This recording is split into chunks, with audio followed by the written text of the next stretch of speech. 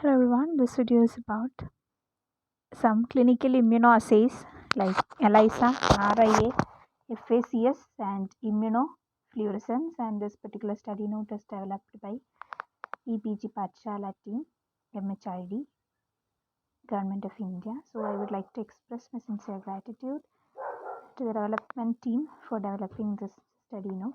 Thank you so much.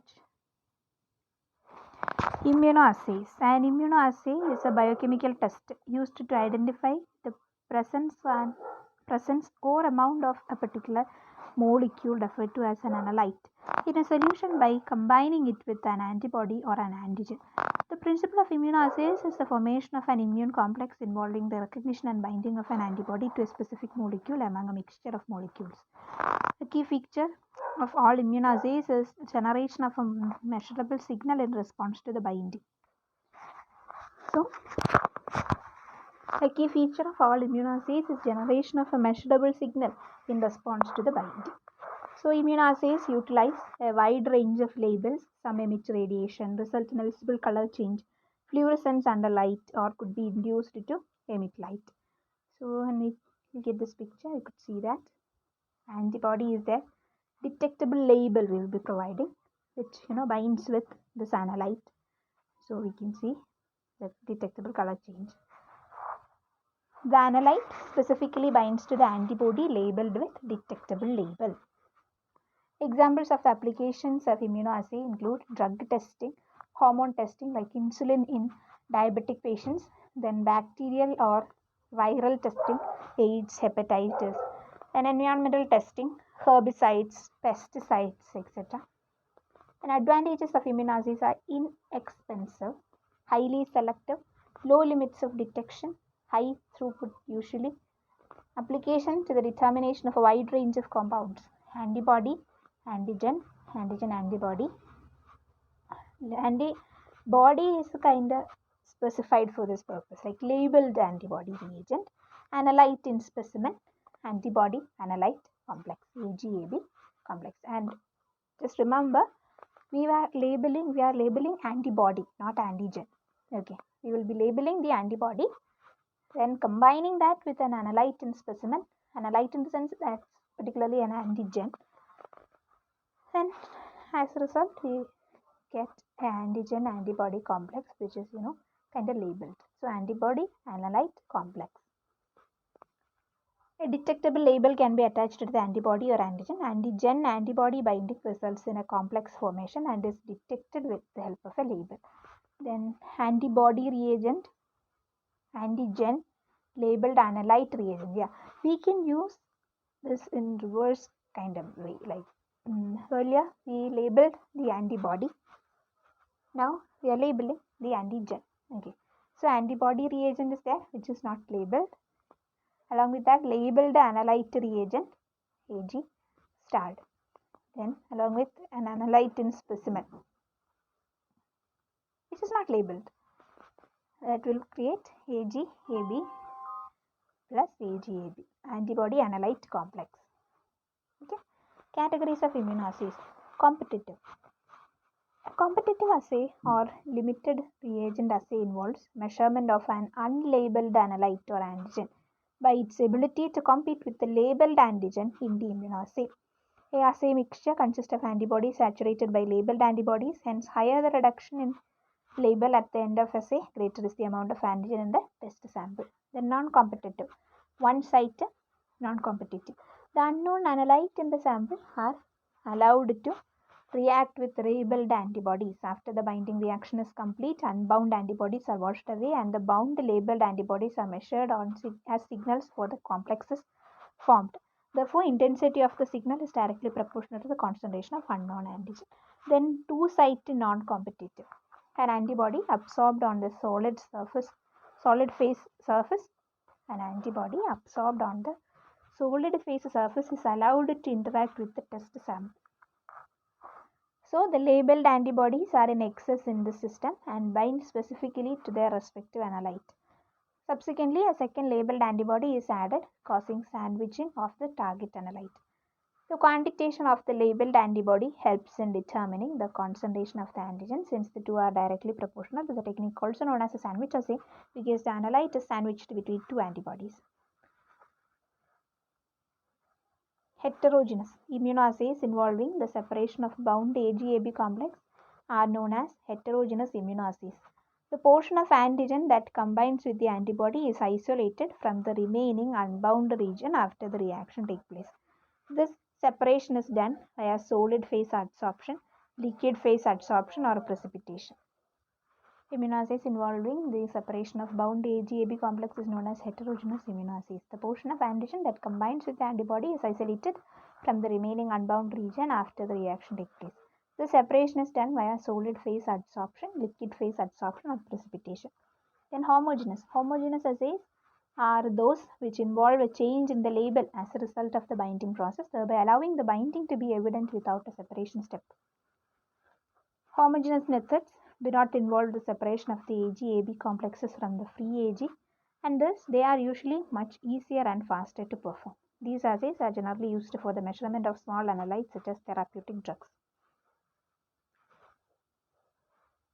Visualizing the molecular of interest. Labels for immunoassays. Label is one of the reactant molecules participating in an immunoassay, and in the process, it generates a measurable signal in solution. The interaction between a label and an antibody or antigen molecule is generally chemical in nature. The different categories of labels used in immunoassays are enzymes. Enzymes aid in detection by generating a visible color change on reacting with substances which act as their substrates. Immunoassays that comprise of enzymes are referred to as enzyme-linked immunosorbent assay or enzyme immunoassays (EIA). ELISA or enzyme immunoassays (EIAs). In some assays, the enzymes react with reagents resulting in production of light or chemiluminescence. Enzymes commonly used in such reactions are horseradish peroxide (HRP), alkaline phosphatase (AP), and glucose oxidase. Remember, horseradish peroxidase, alkaline phosphatase (AP), and glucose oxidase. Radioactive isotopes. Radioactive isotopes can also be used as labels for immunoassays, and the radioactivity emitted by bound antibody-antigen complexes can be detected by various methods. Radioimmunoassays are very sensitive, however, they are considered potentially hazardous. Okay. Then RNA reporters. Real-time immunoquantitative PCR, IQ-PCR assays use a DNA probe as label. This method combines real-time quantitative polymerase chain reaction RT-qPCR and traditional immunoassay techniques. Then fluorogenic reporters. Protein microarrays often employ fluorogenic reporters like phycoerythrin and rhodamine that help to visualize the completion of an immunoassay by generating change in color. Fluorogenic reporters, DNA reporters and fluorogenic reporters. Detection of target molecules using different types of labels. Radio labels: I-125 radioactive decay, fluorescent rhodamine fluorescence, rare earth chelates, and then time resolved fluorescence, enzymatic horseradish peroxidase, formation of colored product by enzyme, then chemiluminescent acridinium esters, luminol, light production by chemical reaction.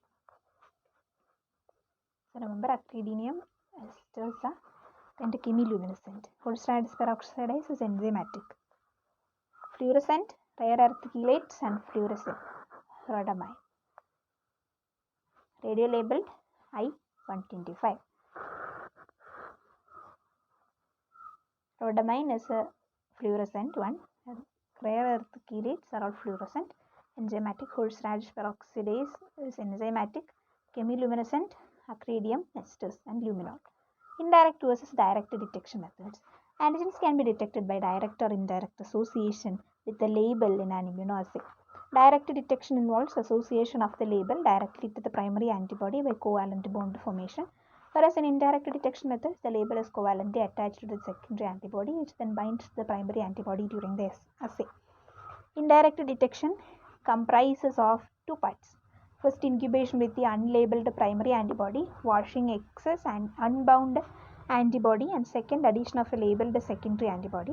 After the excess secondary reagent is washed away, the amount of label associated with the primary antibody via the secondary antibody is quantified. Direct detection, however, involves the prior covalent attachment of the label to the primary antibody, allowing faster and simpler detection. The assay quantification achieved by direct detection tend to decrease variability, hence improved data quality. Despite the potential advantage of direct detection, many immunoassays still employ the principle of indirect detection. Chemical modification of the primary antibody in direct detection could alter its antigen binding capacity. So, indirect assays are also able to achieve higher sensitivity since each primary antibody contains several epitopes that combine with the labeled secondary antibody, resulting in signal amplification. Pros and cons of direct versus indirect labeling. First process uses one antibody, non-specific binding of secondary antibody eliminated directly. Immunoreactivity of the primary antibody may be compromised as a result of labeling, then signal less intense in case of direct. When indirect, enhanced sensitivity achieved as each primary antibody contains several epitopes that combine with the labeled secondary antibody, resulting in signal amplification. Then non-specific binding may occur during the addition of a secondary antibody. Extra incubation and wash steps make the process time consuming. That can be stated as a cons.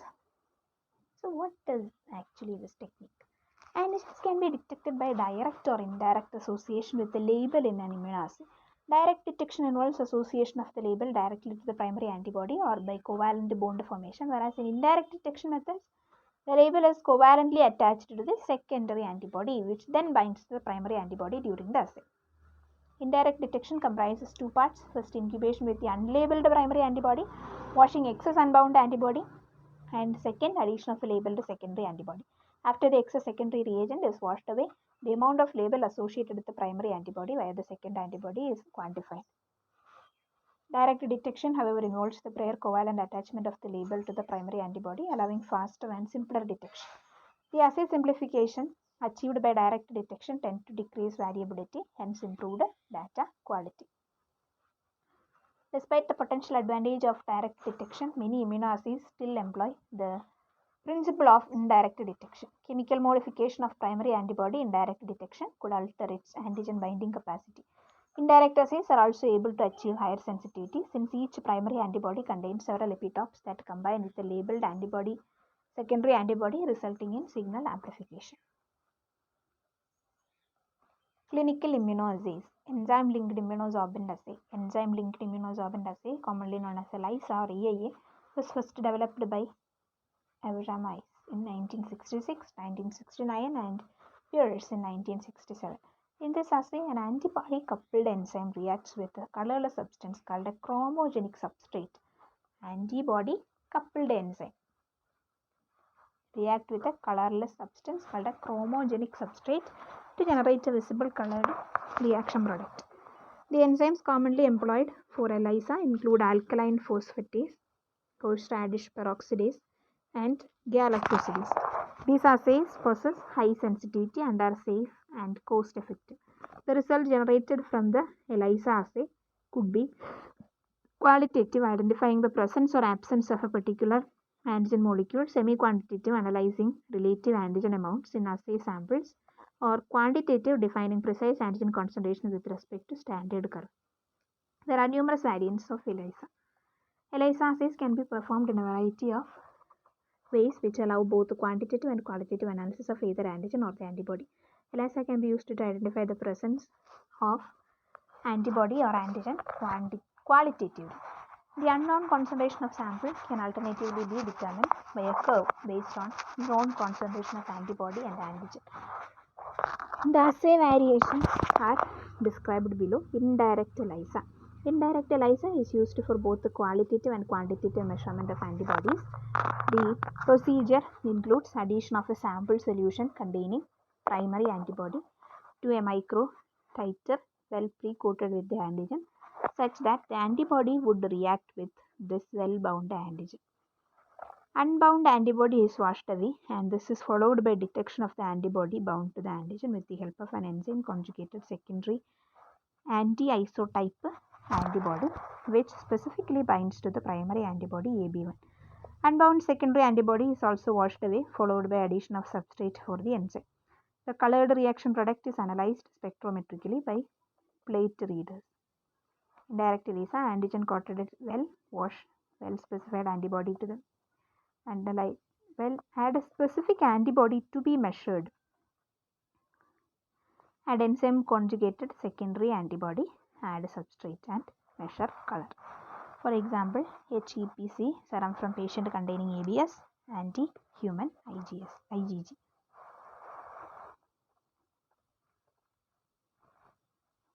Indirect ELISA antigen is immobilized on the surface and sample is added. If antibody specific to the antigen of interest is present, binding would occur and visualized with the help of enzyme conjugated secondary antibody. Immunology. So, indirect ELISA is performed for detecting the presence of serum antibodies against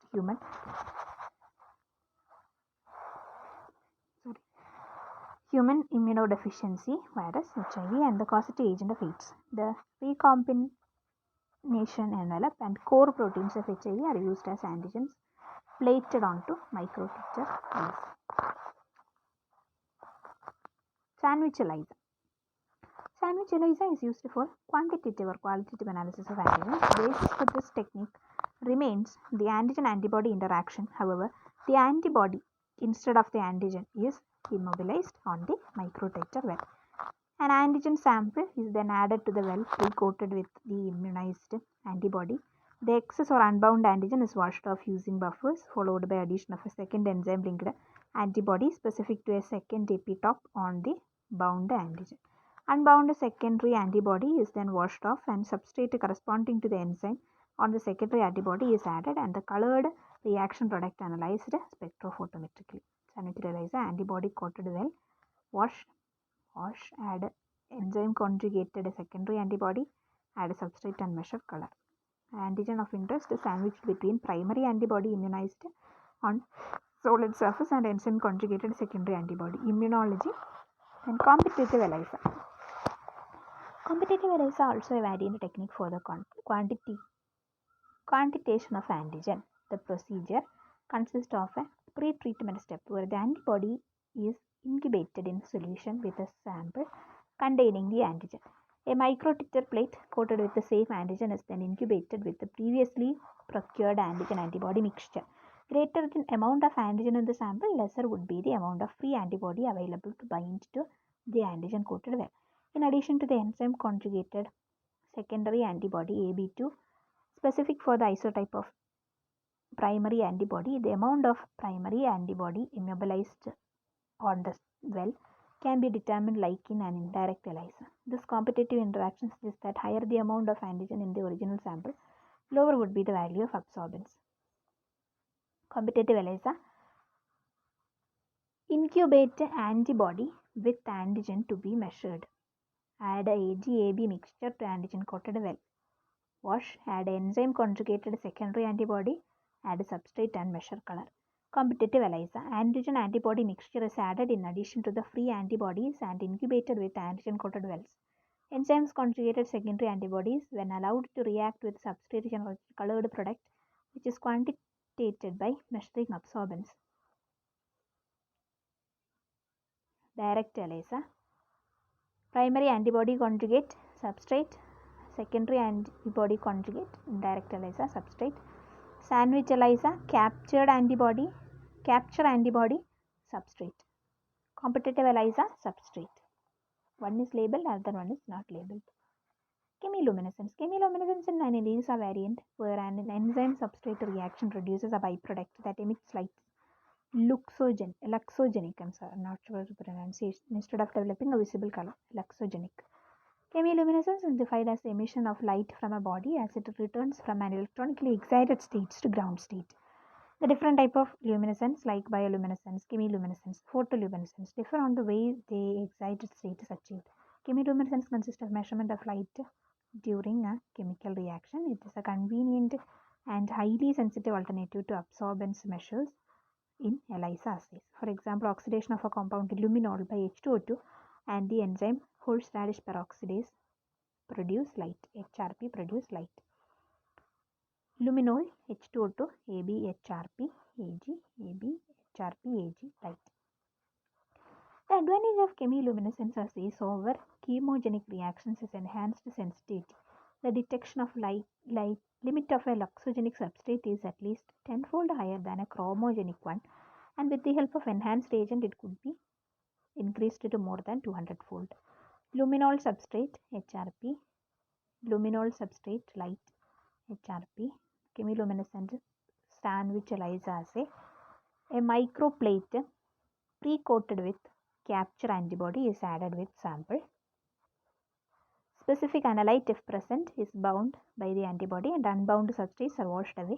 A secondary HRP labeled antibody, detection antibody, is added which binds to the capture analyte. Unbound detection antibody is washed away. Enhanced luminol substrate is added and light is produced in proportion to the amount of analyte present in the sample, and the intensity of the light emitted is measured.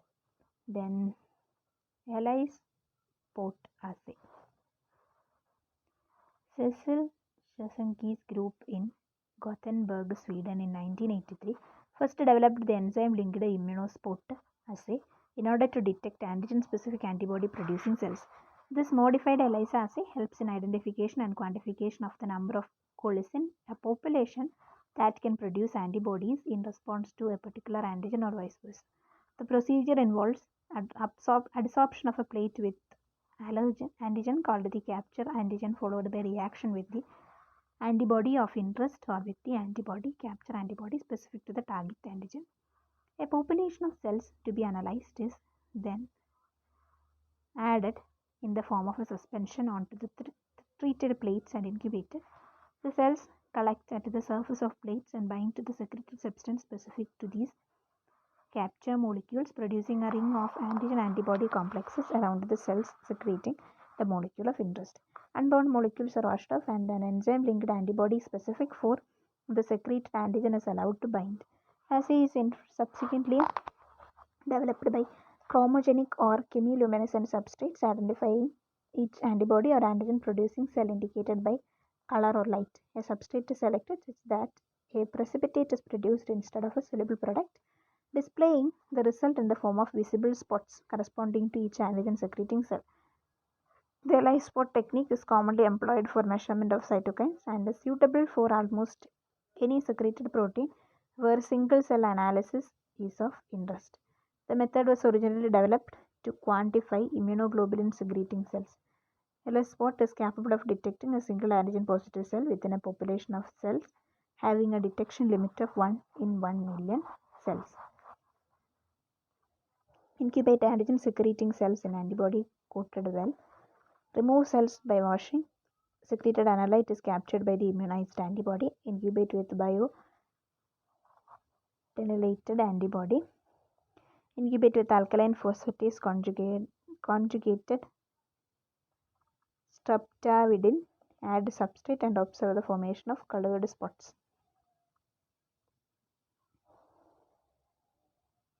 Radioimmunoassay RIA.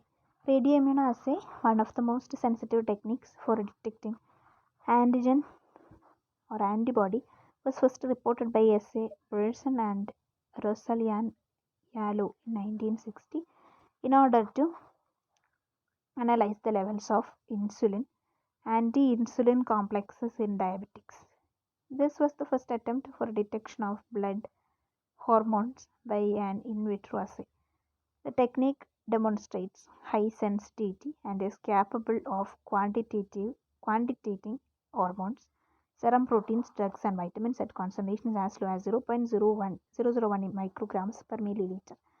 The basic principle of this technique is competitive binding between the radio-labeled and unlabeled antigen to a high affinity antibody.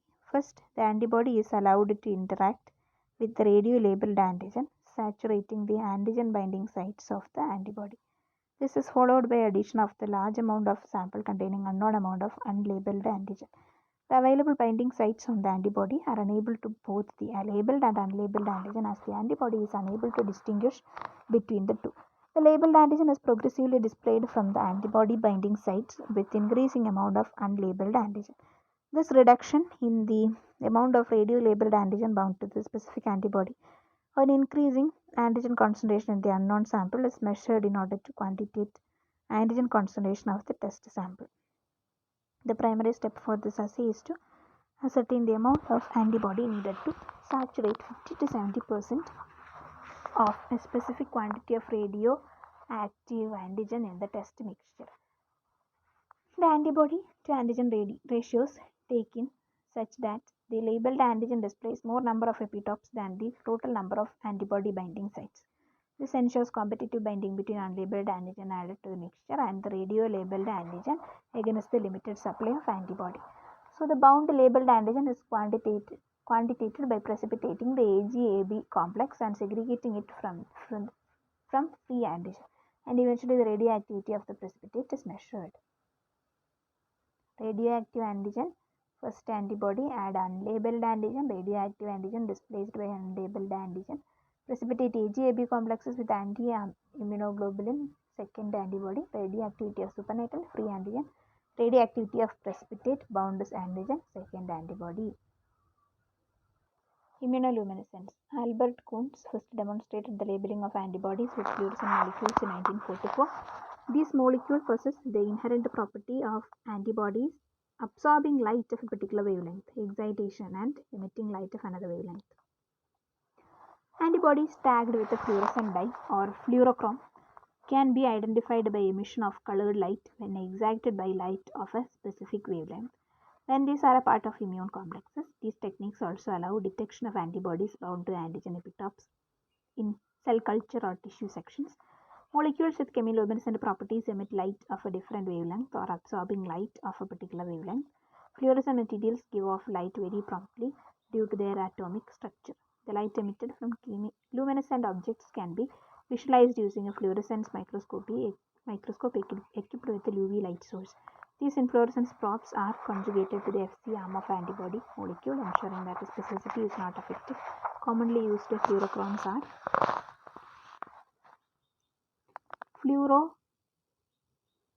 fluorescein is the most frequently used organic level dye for immunofluorescence. It absorbs blue light and emits a higher wavelength, intense yellow-green fluorescence. Then rhodamine is another organic dye absorbing light in the yellow-green range and emitting a deep red fluorescence. Two-color immunofluorescence assays can be performed using a combination of these two dyes simultaneously, as rhodamine emits fluorescence at a longer wavelength than fluorescent. Spatial distribution and comparative assays for two antigens are performed in a single experiment. Rhodamine spatial distribution and comparative assays for two antigens are performed in a single experiment where an antibody specific to one determinant is tagged with fluorescent and a second antibody recognizing another antigen is labeled with rhodamine. The co-localization of the fluorescent tagged antibody visualized by its yellow-green color is discretely distinguishable from the red color emitted where the rhodamine tagged antibody is bound. Then phycoerythrin, as efficient absorber of light and a brilliant emitter of red fluorescence, is also widely used as an immunofluorescence label. Then applications of immunofluorescence can be wide range, starting with identification of a number of subpopulations of cells in culture, identifying bacterial species, detecting AG-AB complexes in disease conditions, detection of complement components, as well as localizing and staining of hormones and other subcellular molecules in situ. It also finds use in analysis of cells in suspension, cultured cells, tissues, beds of microarrays for the detection of specific proteins. A very important application of immunofluorescence is tissue or cell-specific antigen localization. The target antigen can be localized in cells or tissues are visualized by fluorescence microscopy, thus making it a potent tool for associating the molecular architecture of tissues and organs to gross anatomy and physiology. And flow cytometry, you might have already heard about this, but Simultaneous with me, I don't know what it is, but I have heard about this stuff. Flow cytometry aims at Automation of the process of cell type segregation of immune stained cells and their subsequent analysis. The fluorescent antibody technique are extensively efficient qualitative tools, but they do not permit quantitation of signals. The flow cytometer utilizes a laser beam and light detector for measuring cell signals in suspension, since eliminating this drawback. Each time the laser beam passes through a cell, the light coming from the detector is deflected from its path, and this intermittent disconnect of the laser signal is recorded. The cells in suspension are tagged with the fluorescent label by direct or indirect immunofluorescence methods. This is followed by analysis of these cells on the flow cytometer. Cells bound to fluorescently labeled antibodies get excited on being hit with the laser beam and emit light, which is subsequently recorded by a detector unit installed at a right angle to the laser beam. Flow cytometry aims at automation of the process of cell type segregation of immune stained cells and their subsequent analysis. The fluorescent antibody technique are extremely efficient qualitative tool, but they do not permit quantitation of signals. The flow cytometer utilizes a laser beam and a light detector for measuring cell signals in suspension, hence eliminating its drawback. Each time the laser beam passes through the cell, the light coming from the detector is detected from its path, and this intermittent disconnect of the laser signal is recorded.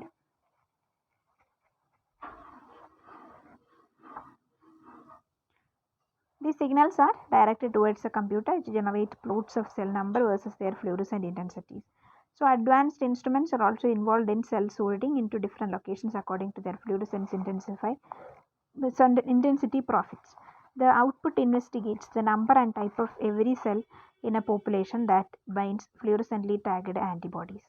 Appropriately treated blood samples, when combined with a fluorescently tagged antibody, are employed for flow cytometric analysis for yielding valuable information, like a specific cell type can be identified using a fluorescent antibody targeted against a cell surface antigen, and the percentage of the cell type in the total population of cells calculated. Then the distribution of cell in a population of interest can be identified with respect to antigen densities reflected by fluorescent intensities in cell populations.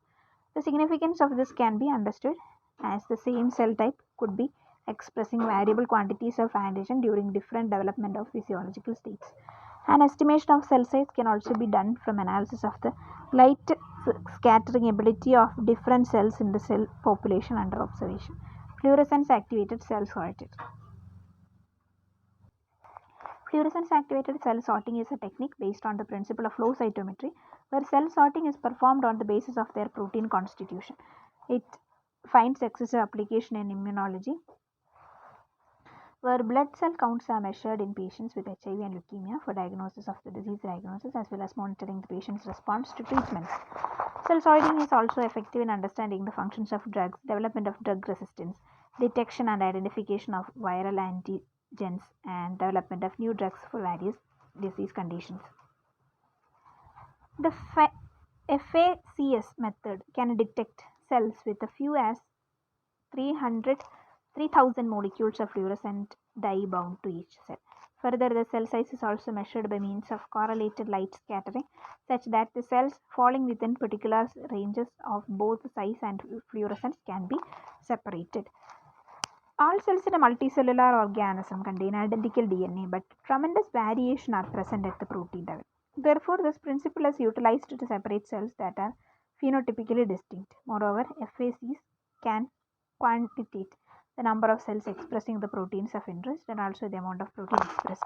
The fluorescence activated cell sorter can properly segregate the cells in suspension on the basis of size and color of their fluorescence. The procedure followed is: cells are labeled with a fluorescent dye and the cell suspension is projected in the form of a thin stream. The monoclonal antibody coupled dye combines with the cells coated with the respective antigen.